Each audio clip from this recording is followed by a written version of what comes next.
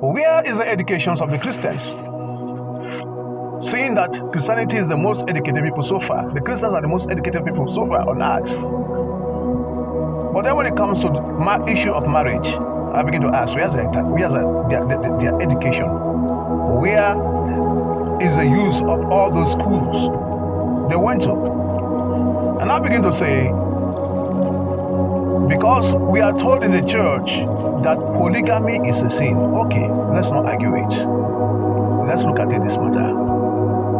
That same God that the Christians serve say, I hate divorce.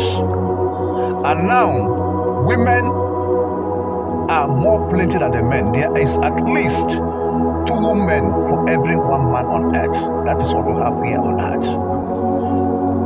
And then, if the God that the Christians are serving is the living God, and he said fornication is a sin, adultery is a sin, you don't marry more than 1 wife. If you marry more than 1 wife, it's a sin. And then there are so many women out there getting old without marriage. Some have even died, never have an issue, never married before. And now, how will the Christians prove that the God they are serving is the living God?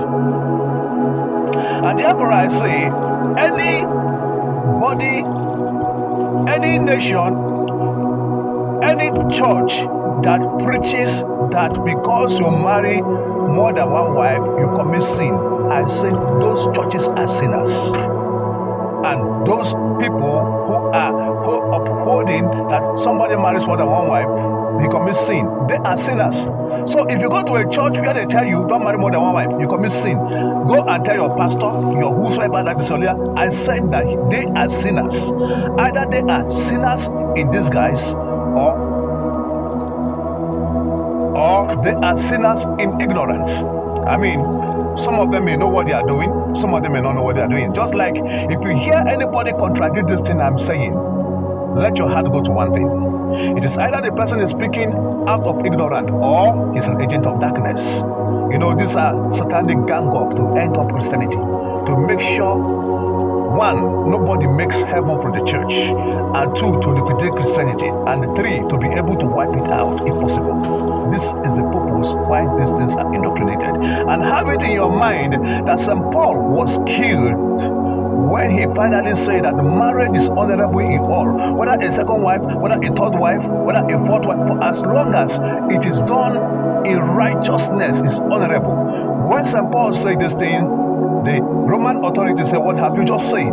Get him arrested. So they arrested St. Paul and cut off his head. Now I begin to say, we begin to put this on ground now. Now, I say that any church at all that preaches that you marry more than 1 wife, you commit sin, those churches, they are sinners before God. It is either knowingly or unknowingly, or they are agents of darkness, either knowingly or knowingly. And if anybody contradicts this which I say, then let the Koboko angels be our referee. Now, if the person is right, may they get immense blessing. But if the person is wrong, then may they regret saying that. And if the person happens to be a clergy of any type, then may all the man is made of with turn against him. And may God's indignation be against him. May the blood of St. Paul, which was killed because of this matter also, be demanded from his hand. And all those people that have gone to hell because of this doctrine directly or indirectly, or all those people that have been killed because of this doctrine directly or indirectly, may their blood be demanded from their hands, and may they have the full dose of the Koboko angels. Please mind what you say. Mind what you say, because God have done terrible things in the past that you won't even believe. Mind what you say. If Christians will wake up from this slumber, from this sleep, from this snoring, Christianity will be fast preserved.